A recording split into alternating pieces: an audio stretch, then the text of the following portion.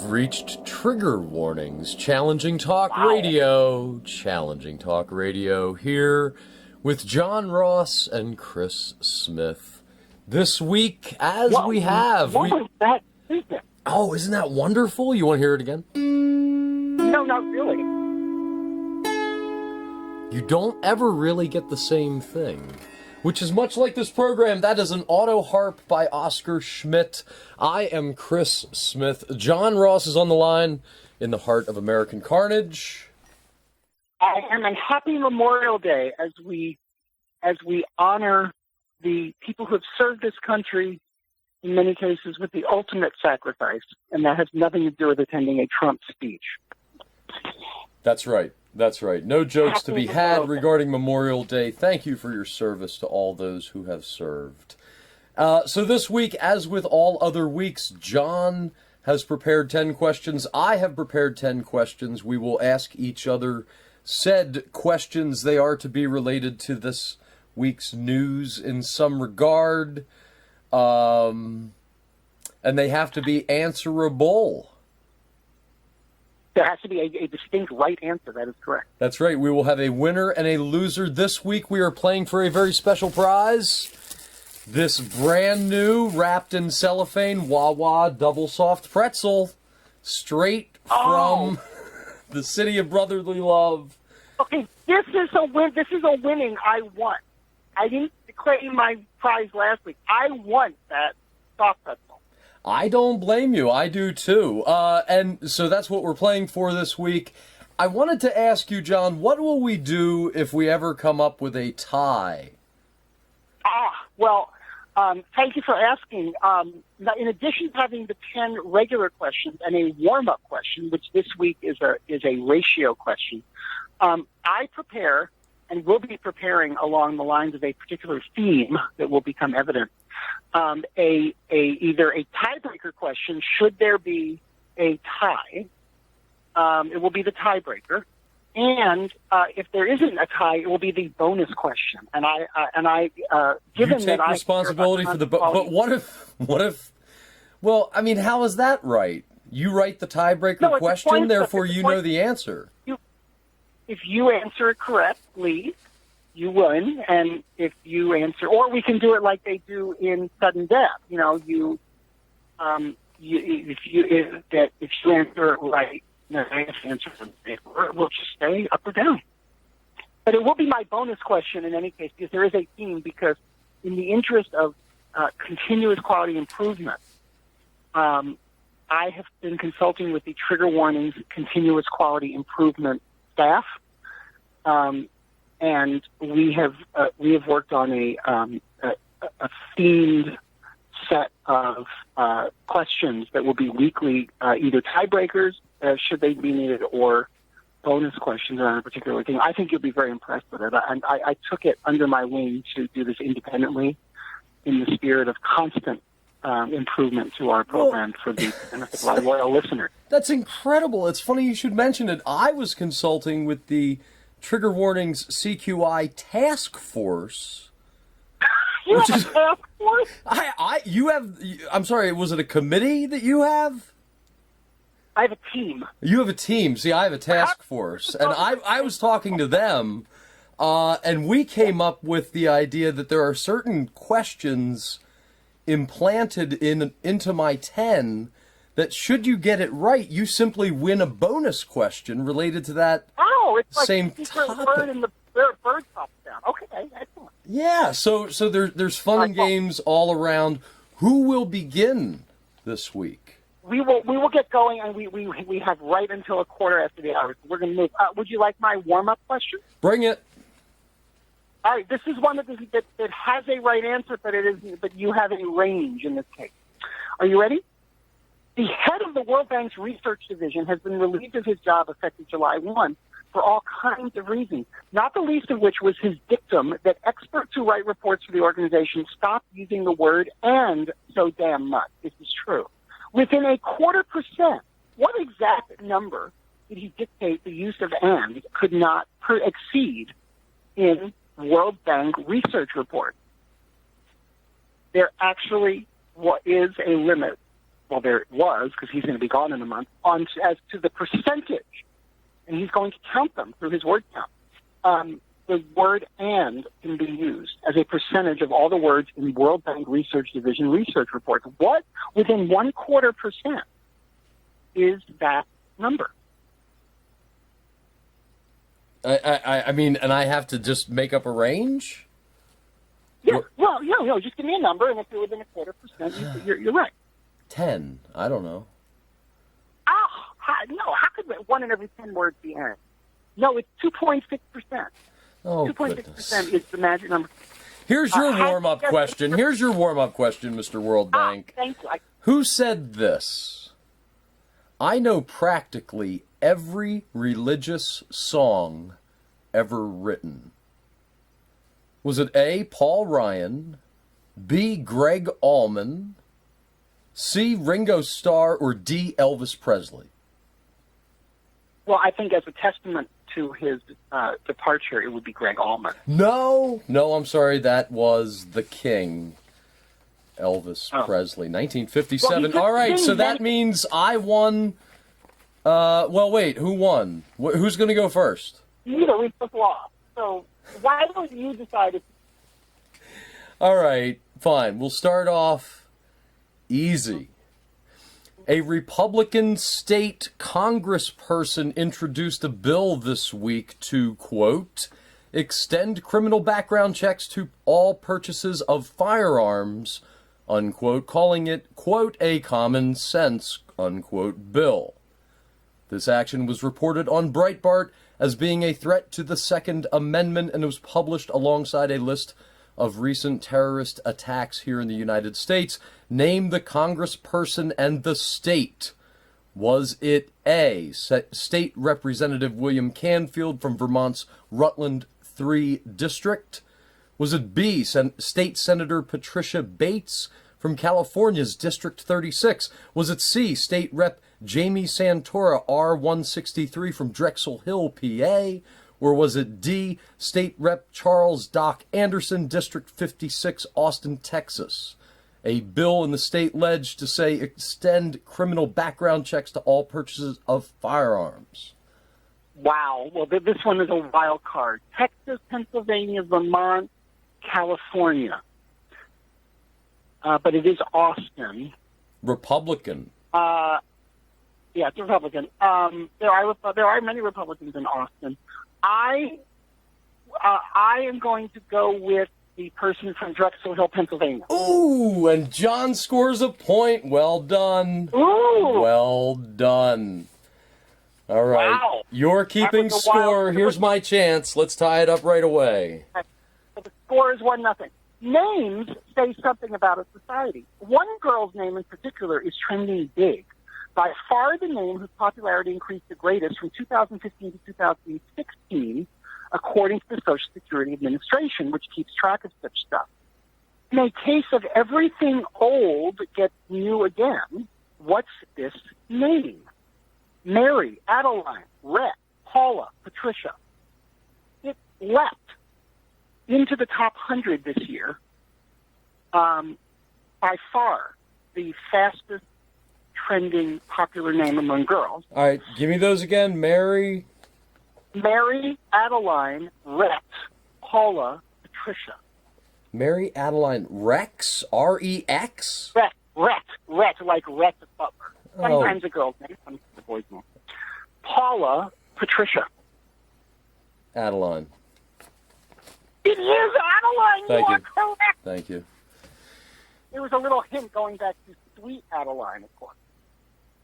There was no hint. There was no hint. All I heard was everything old is new again. Everything old is new again. All right, Wow. all right. Moving on. Number Wow. two for you. Yeah. What was the title of Henry Kissinger's doctoral dissertation at Harvard? Was it A, Peace, Prosperity, and Power, a study of the statesmanship of Castlereagh and Metternich? Was it B, Peace, Power, and Appalling Policy, a study of the wartime politics of Woodrow Wilson? C, Power, Territory, and Occupation, A study of the Ottoman Empire and its boundaries? Or D, From Stettin to Trieste, the strategic importance of the Iron Curtain? Which was the title of Henry Kissinger's doctoral dissertation? Okay, can you give me the? You certainly mispronounced Trieste. Thank you. The city, the second city in the last one. What's the first city, please? Stettin. Stettin. Stettin to Trieste. Well, Trieste is in Italy, so why would that be the Iron Curtain? Here's my inductive reasoning. Critique of Woodrow Wilson has been big recently, and because Kissinger was in the White House, I'm just going to try to connect the dots and say it's the one that involves the Woodrow Wilson's policy. I think that was A. Is that correct? But no, that was B, Peace, Power, and Appalling Policy, a study of the wartime politics of Woodrow Wilson. That's correct. That is my answer. And you are wrong. It was Peace, Prosperity, and Power, a study of the statesmanship of Castlereagh and Metternich. Boy, I had a hard time sequencing those answers because Castlereagh and Metternich sounds so Harvardian. So there you go. Well done. Well done. However, the score is now 2-1. No, I got that wrong. You got that wrong. So the score is still 1-1, and here we go. Bottom of the second. A question you're going to love. Tonight in Pittsburgh, the Stanley Cup Finals get underway between the defending champion Pittsburgh Penguins and the team from Nashville, of all places. What's the team from Tennessee called? The Rivermen, after the Cumberland River. The Nighthawks, because it's alliterative. The Predators, for no reason at all. The Patriots, because it's the South. The Mayhem, because it's the South. The Opries, after the city's most famous country music landmark. The hockey team in Nashville is called what? Rivermen, Nighthawks, Predators, Patriots, Mayhem, Opries. How do they spell Opries? Is that your final answer? No, I'm asking for a spelling clarification in one of the questions. How do they spell Opries? Grand Ole Opry, Oprys. Not Ospreys, but Opries. Rivermen? Rivermen, Nighthawks, Predators, Patriots, Mayhem, Opries. I'm going to go with the Mayhem.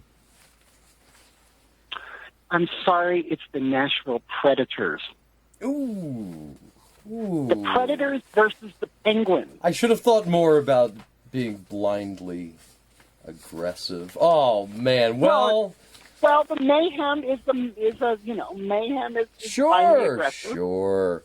Oh, the score, as we head into round 3, is 1-1.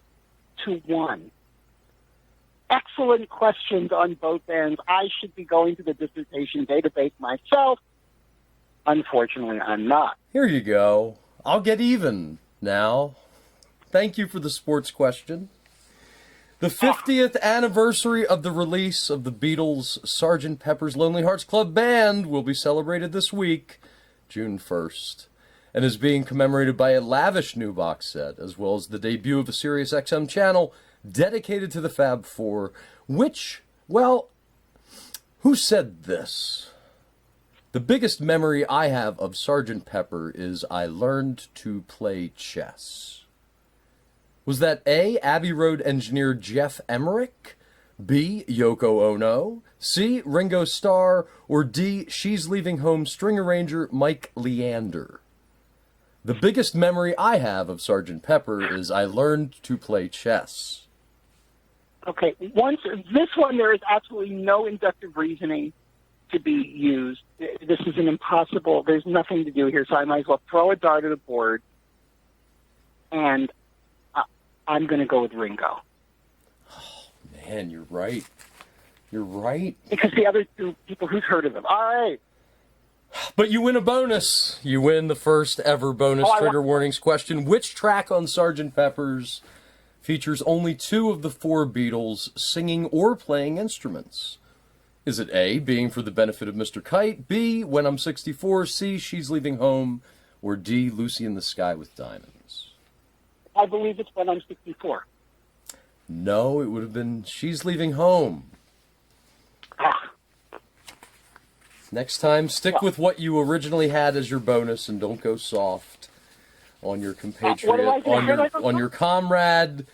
I was going to ask you the Ringo quote as the bonus and ask you the nuance about who sang what, and I just felt like that was too in the weeds, and, you know, late 66, and I could have done it, but I didn't. You see that? Now the score is what, 2-1? 2-1 for me. But it's the bottom of the third. You have a chance to equalize, as they say in soccer.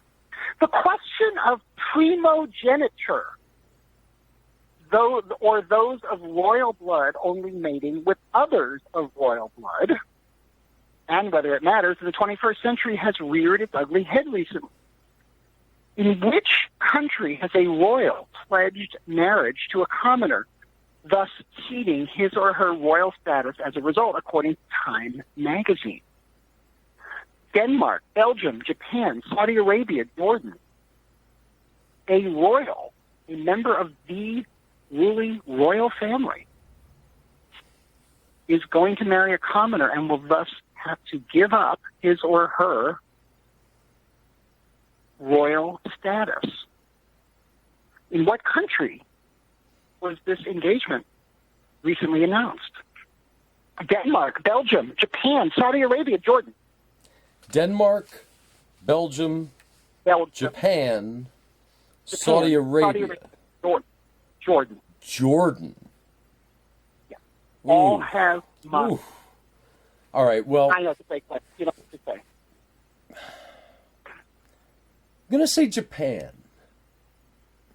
Is that your final answer? Yeah, because sure? I'm shooting in the dark here. I don't have much to go. Japan. Hey, woohoo!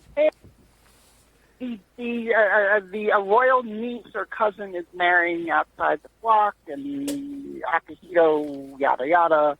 That is correct. Oh, we have a ripping match. We do, and I feel very patriotic now that. Bonus question. I just have a feeling.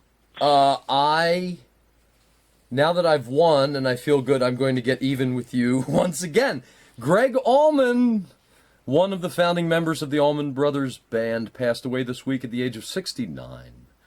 Gregg's older brother, Duane, was famously killed in a motorcycle accident shortly after the release of what would be recognized as the band's finest work, Live at Fillmore East. Gregg and Duane's father, Willis Turner Allman, was killed when Duane was 3 and Gregg was 2. How did Willis Turner Allman die?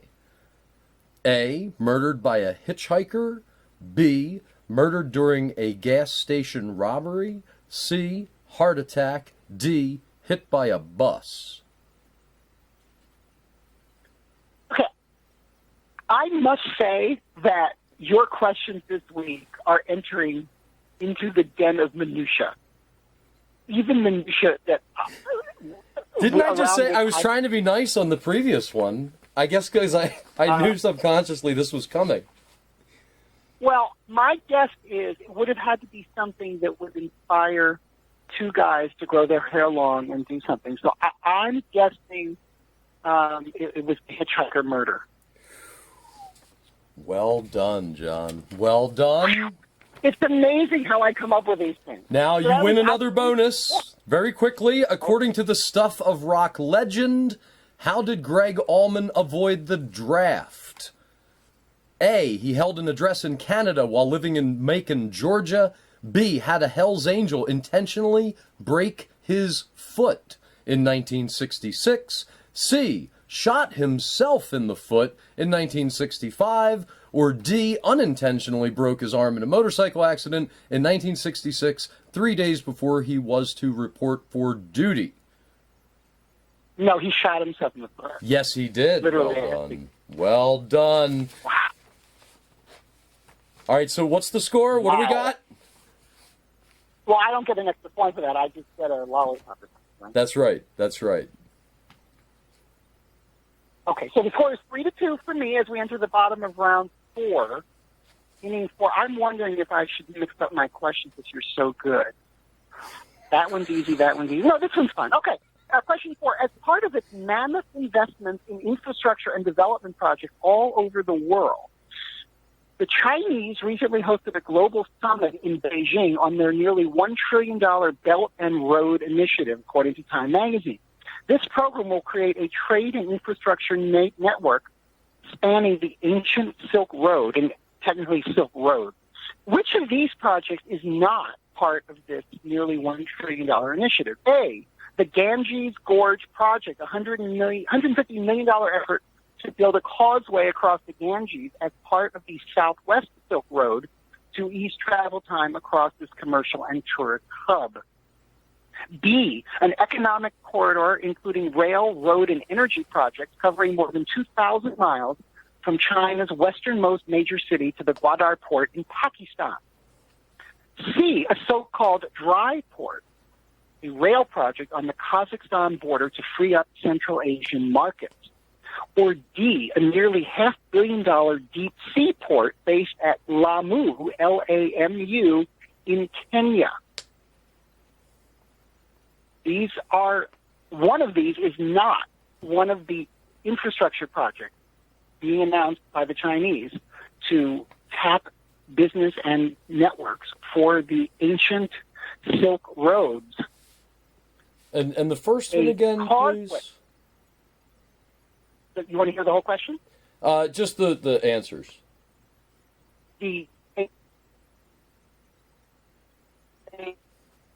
Oh, dear. Just the answers, please, from the top. China's western... Hey, you want me to give the whole question and answers? Is that right? Yes. You can read it very quickly, but your reception broke out for a sec. Okay. As part of its mammoth investments in infrastructure and development, the Chinese recently hosted a global summit on their nearly $1 trillion Belt and Road Initiative to create a trade and infrastructure network spanning the ancient Silk Roads. Which of these projects is not part of the initiative? 1, a causeway across the Ganges, part of the Southwest Silk Road.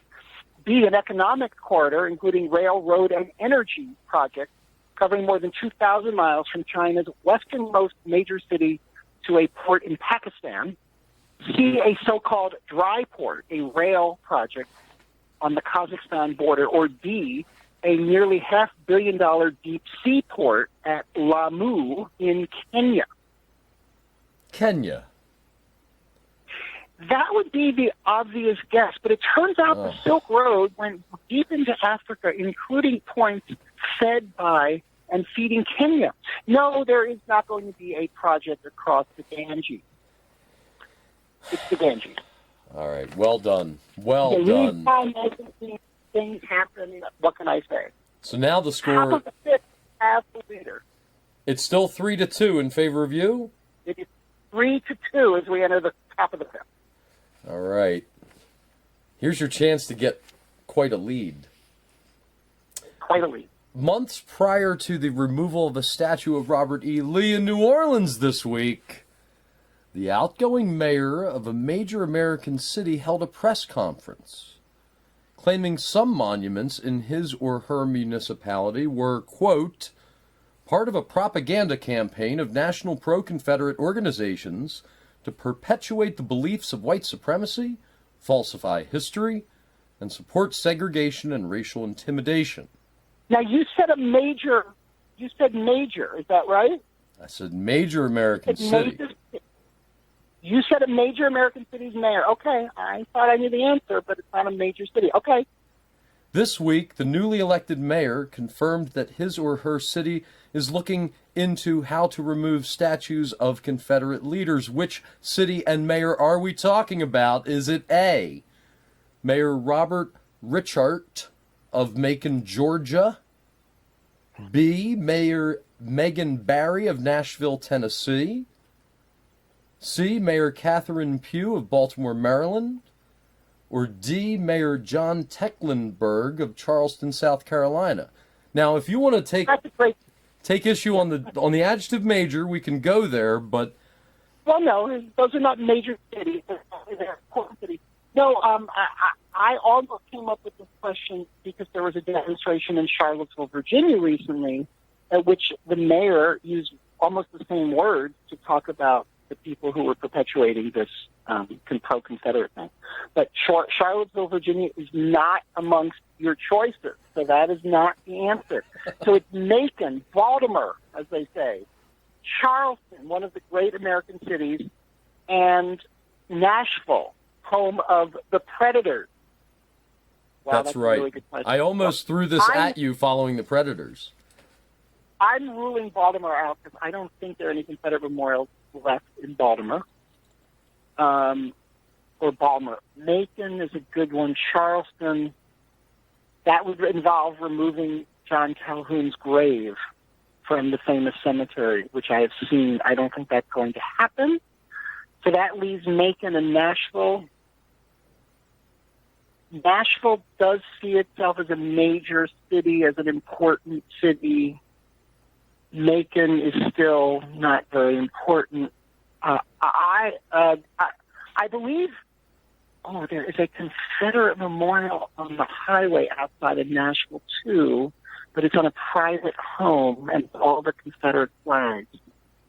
It's monument to Nathan Bedford Forrest, the founder of the Klan. Wow. I have really rationalized this one. It makes sense. It can't be Charleston. It's probably Macon, but I'm going to go with Nashville. That's your final answer? Yes. It's Baltimore. No! It is! It's Mayor Catherine Pugh of Baltimore, Maryland. Yes! Yes! No! Yes! Which Confederates are statued in Baltimore? Oh, check it out. Baltimore Sun. And what's fascinating is the previous mayor made this really potent quote on their way out the door. And yeah. Check it out. Wow. Oh, man. Well, that was great. That made for some great listening, I'm sure. Your thought process. History I knew to rule things out, but of course I obviously ruled Baltimore out. Because why would Baltimore, given that it was a Union state, so it was basically occupied by Union troops, have Confederate memorials? Okay, I'd like to see that article. We remain at 3-2. It's still 3-2. We're halfway through, top of the sixth. Oh, no, I'm sorry, bottom of the sixth. Right? Yes. This is the bottom of the fifth or bottom of the fifth? Your turn to ask me. All right, bottom of the fifth. I'm going to switch my questions up a little bit. Here's another question about a recently departed figure. Among the notable deaths this past week was that of Roger Moore. Clearly the worst actor among all those who played James Bond, and that's saying something. Moore made several movies with lovely women, angels and villains alike, with whom he swapped fluids. Which of these characters was not a Bond girl or a romantic interest in a film starring Roger Moore? Holly Goodhead, Mary Goodnight, B.B. Dahl, Liesel von Schlaff, Xenia Onatopp, Mayday. Whoa. One of these women was not a Bond girl or romantic interest in a film starring Roger Moore. Who was she? Holly Goodhead, Mary Goodnight, B.B. Dahl, Liesel von Schlaff, Xenia Onatopp, Mayday. I like that you throw in a few names that you've obviously had to practice pronouncing so that I wouldn't be able to tell them apart. And you put them next to each other. I would be happy to spell them for you. Oh, I'm sure. I'm sure you would. You can't just give the first name. You might be able to give the last name, but you got to put them together. Let's just go with. Let's actually list these by last name. Goodhead, Goodnight. Goodhead, Goodnight, Dahl, von Schlaff. I'm sorry. Spell each one, please, and notate for me where one ends and the next begins. Goodhead, spelled just like it sounds. Gotcha. Goodnight. Goodnight, spelled just like it sounds. Dahl, Dahl. Uh-huh.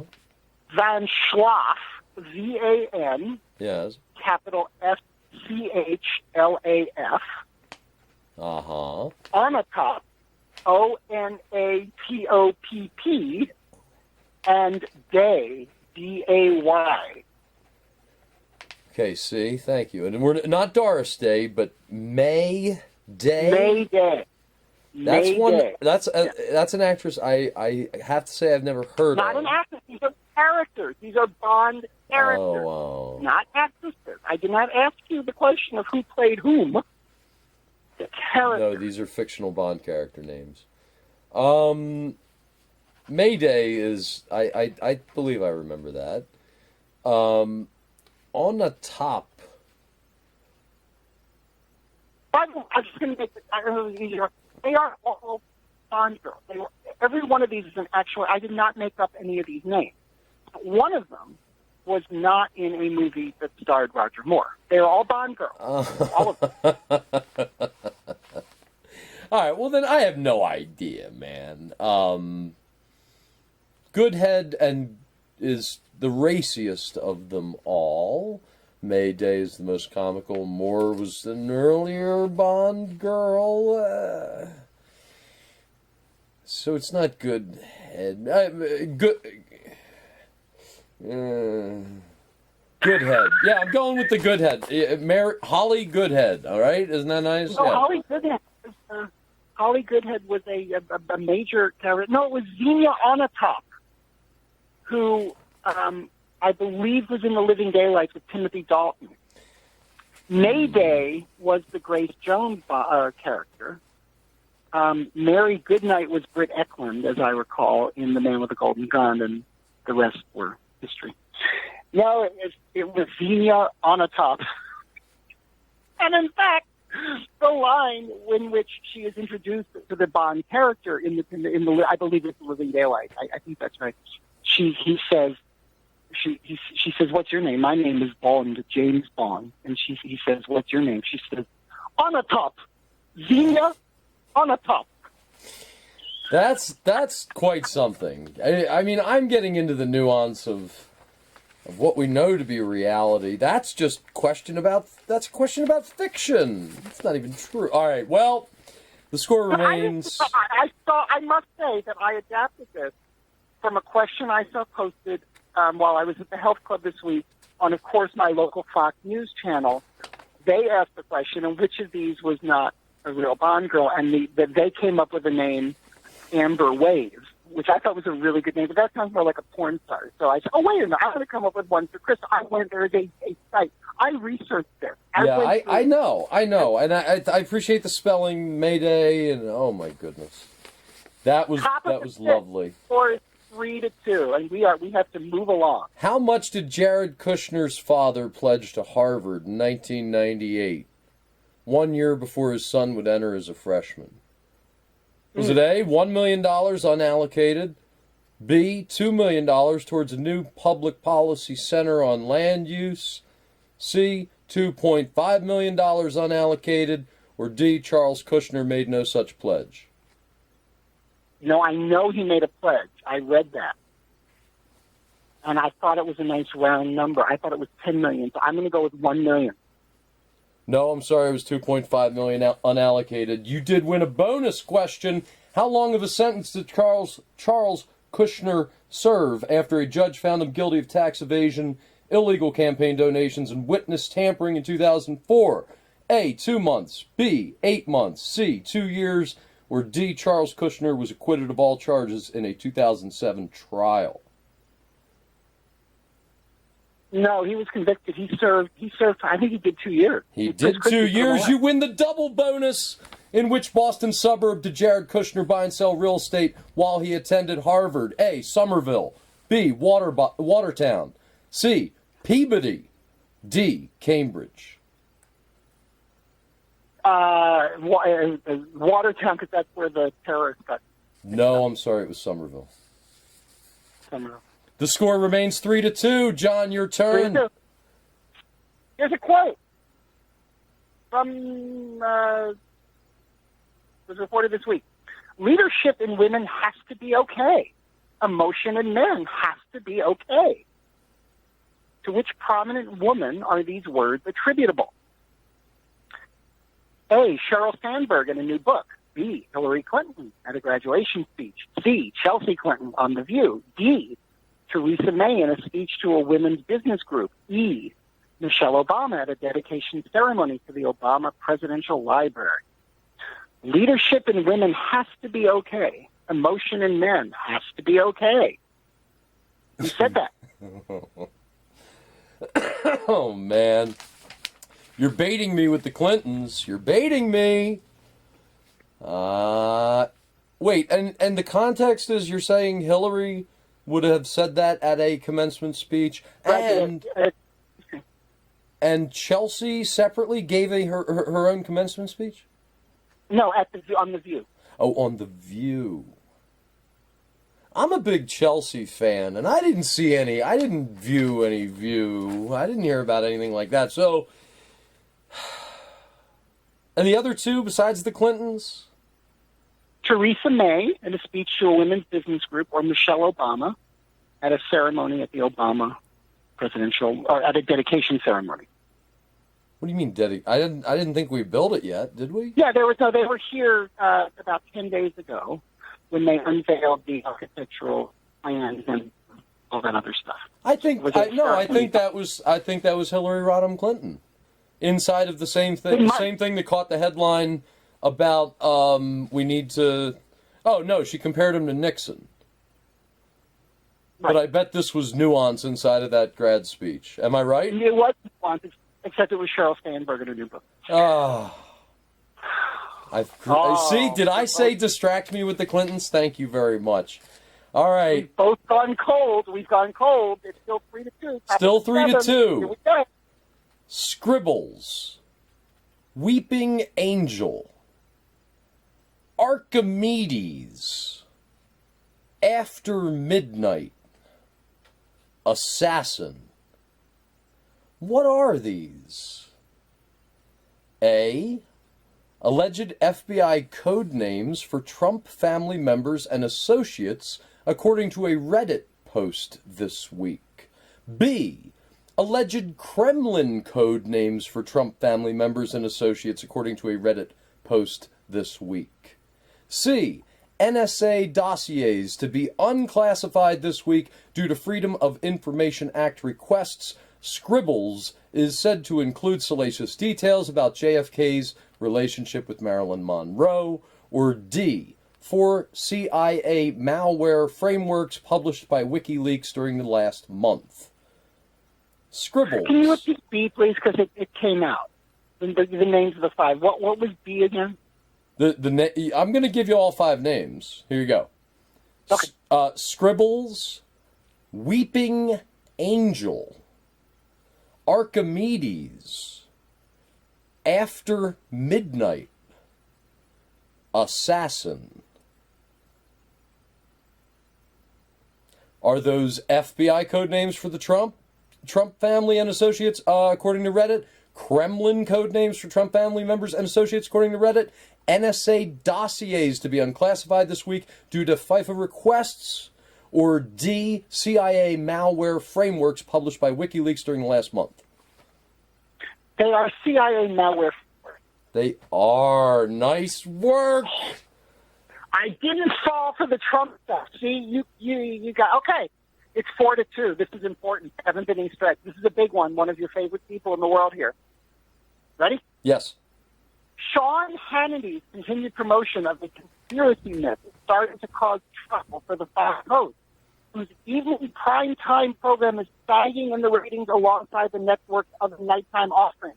Now, because of his failure to stop spreading fake news about the circumstances of the death of DNC staffer Seth Rich, despite weeks of pleas from Rich's parents, advertisers are bolting the show. Which company, headquartered in the heart of American carnage, made headlines last week when it suspended advertising on Hannity's show? Boeing, Cars.com, GuaranteedRate.com, United Mileage Plus Credit Card, WeatherTech. One of these companies publicly announced that it is suspending advertising on Hannity's show because of fake news and conspiracies. Is it Boeing, Cars.com, GuaranteedRate.com, United Mileage Plus credit card, which I hold, or WeatherTech? I know it's a great question. WeatherTech. Is that your final answer? Yeah, even though you're advertising for that credit card, yes. No, it's Cars.com. 4-2. 4-2, we roll on. 4-2, top of the eighth. According to an AP report this week, one state is dealing with a new but potentially concerning practice in its most rural locales: unregulated horse racing. It's legal, but there just never has been a law against it. The problems have been illegal gambling, animal mistreatment, and sanitary conditions for both horses and patrons, creating major concerns. Which state did the AP report about this unregulated horse racing? Is it A, Nebraska, B, Arizona, C, New Mexico, or D, Colorado? New Mexico, Colorado, Arizona, or Nebraska. what's the fourth one? Nebraska. Unregulated horse racing.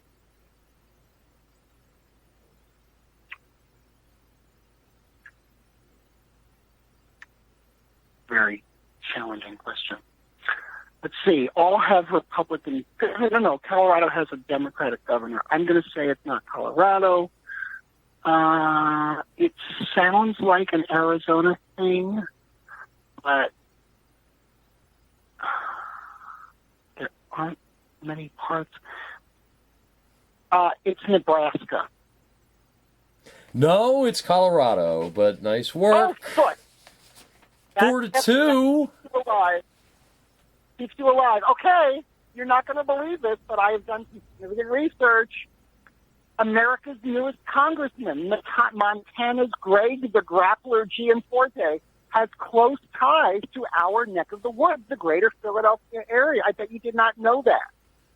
What connection to the city of brotherly body slams does Congressman-elect Gianforte have?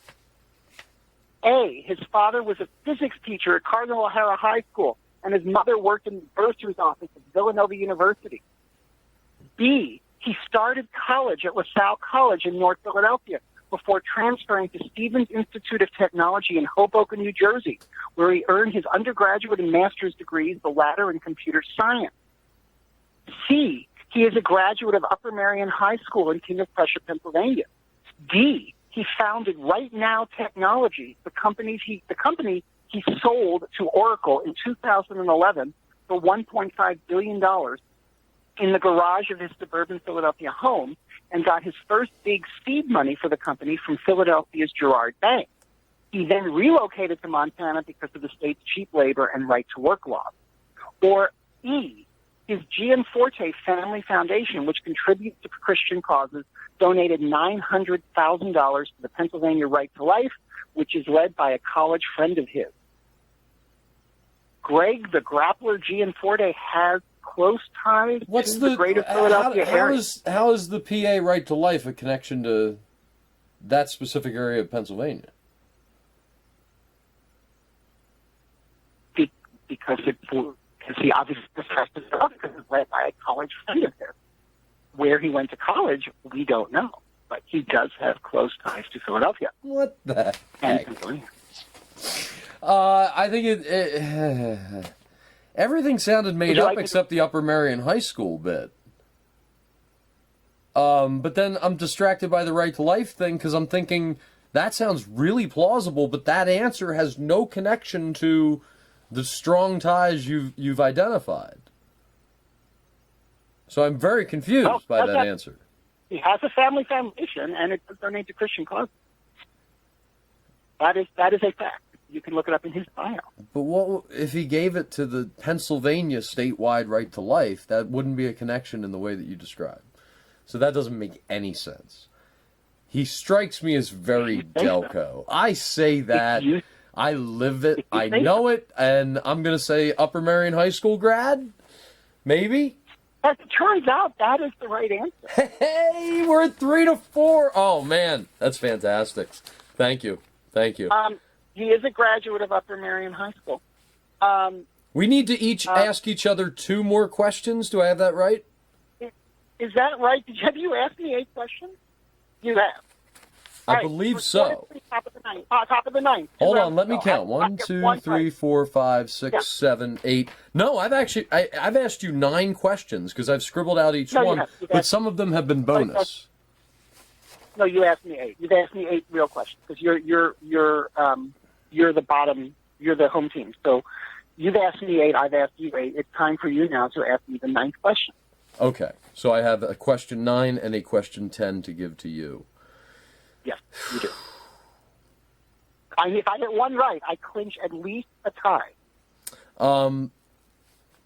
According to a report published this week by Foursquare Direct and reported on Business Insider, tourism to the U.S. was down how much in March 2017 compared to March 2016? A, 11%, B, 21%, C, 16%, D, 6%. 6, 11, 16, or what? 11, 21, 16, or 6? It's 11. No, I'm sorry, it's 16. Oh, foot! I'm gonna have a bite of this pretzel. I taste victory. All right, well, here's a long question, but it's necessarily long. Okay? Okay. And it sounds like a sports question, but it isn't. So that'll be released to you until you realize it's a question about your president. This past weekend, the Professional Golf Association hosted the Hold on. Is he your president as well? I do not claim ownership. The PGA of America hosted the Senior PGA Championship, a major event, at the Trump National Golf Club outside Washington, D.C. The emblem of that golf club, which according to the New York Times, today's New York Times, is all over the ground, has a regal appearance. It has 3 lions and 2 chevrons on a shield below a gloved hand, although we can't tell if it's a golf glove, gripping an arrow. The emblem is not quite exact with that at Trump's 2 Scottish golf courses, where the lions are replaced by an eagle. But the emblem itself is not the Trump family herald. It actually belongs to a family, and this is a complete coincidence, has blood ties to the person who built Mar-a-Lago before Trump purchased it. That's why Trump had to alter the crest for use in the UK, because the Brits are very serious about heraldry and registration of it, which those of us named Smith and Ross can understand. There's one other change on the U.S. emblem the Trump organization adopted, and that is a generous term, as its own. It, not surprisingly, displays the word Trump at its base. But it is a significant alteration of the Latin word that is found on the original registered English heraldic version. Got it? There's a herald, there's a shield. The British version has a word on it in Latin. The American version, because it can't exactly copy the British version, has the word Trump. What does the word Trump replace on the official herald that belongs to a family called Davies? There is a Latin word. I will give you the Latin word to define what it means in English to help you. Veritas, meaning truth. Imperium, meaning power. Integritas, meaning integrity. Ratio, meaning reason. Magnum, meaning large or bigly. Edificium, meaning building. The Trump Golf Club crest. Yeah, I get you. Give me the word Trump is replaced as something written in Latin. I think it's integrity. Okay, are you answering on the Latin or the English equivalent? I'm not sure what you're... Give me my options again. I'm already eating this pretzel. Veritas. Veritas, meaning truth. Imperium, meaning power. Integritas, meaning integrity. Ratio, or ratio as we would call it, meaning reason. Magnum, meaning large. Edificium, meaning building.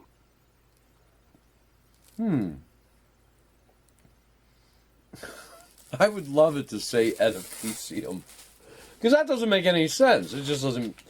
But integritas really strikes me. That's all I can do here. Is that your final answer? Yeah, it's gonna have to be. Wow, that was really good. It isn't. Nice, nice. I just went for the heart of the irony. Oh man, that's lovely. New York Times. It's beautiful. It's a beautiful story. So wait a minute. Are we tied? We're tied as we enter the 10th inning. How many answers did you give me for that last question? Suddenly we had many more answers available to us. 6 because I wanted to 6 building in. Excellent. Oh, I'm gonna beat you here. Okay, who said this? You've got the momentum. You've come back with 2 in a row to come back from an almost impregnable deficit. Sometimes people hold a core belief that is very strong. Would you like me to deliver this in my Bernie Sanders? If it's necessary, yeah. It's unpracticed. It's not necessary. All right, from the top. Sometimes people hold a core belief that is very strong. When they are presented with evidence that works against that belief, the new evidence cannot be accepted. It would create a feeling that is extremely uncomfortable called cognitive dissonance. And because it is so important to protect that core belief, they will rationalize, ignore, and even deny anything that doesn't fit with the core belief. Who said that? Was it Anderson Cooper? Frantz Fanon? Bernie Sanders? Foucault? Bill Maher? Noam Chomsky? Or Rachel Maddow? Okay, wait a minute. You just gave me 12 options. I gave you 7. You gave me 6 before. Yeah, but one of them was clearly made up to be funny. Frantz Fanon, Rachel Maddow, Bernie Sanders, Noah Chomsky, Anderson Cooper. And you immediately rearranged them, so I can't keep track as you're reading them back to me. Okay, here you go. Was that Anderson Cooper, Frantz Fanon, Bernie Sanders, Foucault, Bill Maher, Noam Chomsky, Rachel Maddow, Scribbles, Weeping Angel, Archimedes, After Midnight, or Assassin? No, you added the 2 I didn't get were Bill Maher and Noam Foucault? Chomsky, Foucault. Foucault's always been in the list. All I added was the CIA malware framework names. Okay. Now, this is an important question, and we're running out of time. Can you please repeat this? Do this again and give me the actual names you want me to choose from? Yes. I'll give you the names, and then I'm going to read the quote once more. And here are the names in the same order. Anderson Cooper, Frantz Fanon, Bernie Sanders, Foucault, Bill Maher, Noam Chomsky, or Rachel Maddow. And I need the quote. The quote is, sometimes people hold a core belief that is very strong. When they are presented with evidence that works against that belief, the new evidence cannot be accepted. It would create a feeling that is extremely uncomfortable called cognitive dissonance. And because it is so important to protect the core belief, they will rationalize, ignore, and even deny anything that doesn't fit with the core belief. Well, it just sounds like Rachel Maddow, and it's not Frantz Fanon, and it's not Foucault. It's Rachel Maddow. That's your final answer? It's because it's right. No, it's Frantz Fanon. Oh, man, I can't believe it. That's not fair. It's not fair to our What do you mean that's not fair? All right, this is it. This is for your chance to win. Hold on. My landline is calling. They're calling this in. They've heard. No, that really was the right quote. Okay, go for it. Let me hear it. All right. There's a big business story that you didn't hear about. Last week, Ford Motor Company fired its CEO, Mark Field, a 28-year veteran of the company who'd been at the helm for only 3 years, in part because